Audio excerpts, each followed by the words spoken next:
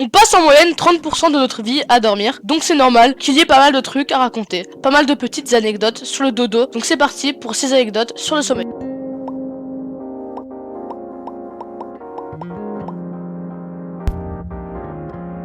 Première anecdote. Certaines personnes rêvent en noir et blanc, ceci est dû à la télé en noir et blanc. Avant l'arrivée de la couleur sur petits écrans dans les années 60, 12% des gens rêvaient en noir et blanc, sûrement des gens qui passaient leur journée devant la télé. Aujourd'hui, ce chiffre est descendu à 4,4%. Comme quoi nos rêves sont quand même assez influencés par la télé.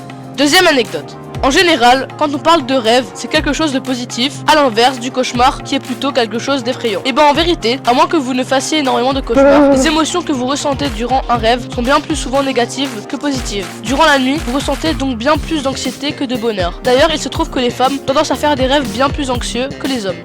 Troisième anecdote. D'après des enquêtes, entre 18% et 38% de la population aurait déjà fait un ou plusieurs rêves prémonitoires. C'est plutôt intéressant, je trouve. Là, il y a deux écoles, ceux qui y croient et ceux qui n'y croient pas. Personnellement, je suis mitigé. Par contre, environ 80% de la population y croirait. Et là, je parle pas juste d'une impression de déjà vu, ce qui est quand même assez fréquent.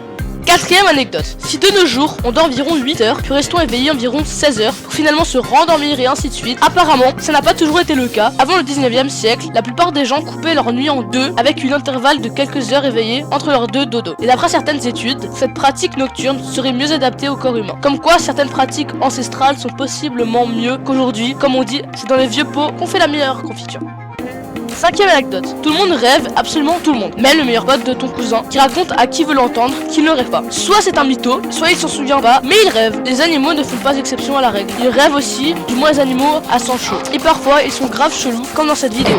Sixième anecdote. Comme vous le savez sûrement, le cerveau est un organe bizarre. Très bizarre. Le matin, vous vous réveillez peut-être parfois en vous disant: bah putain, j'ai grave bien dormi cette nuit. Bah figurez-vous que cette simple idée, le simple fait de croire que vous avez passé une bonne nuit, que ce soit vrai ou non, est suffisant pour vous donner la pêche. Le contraire aussi fonctionne. Voilà.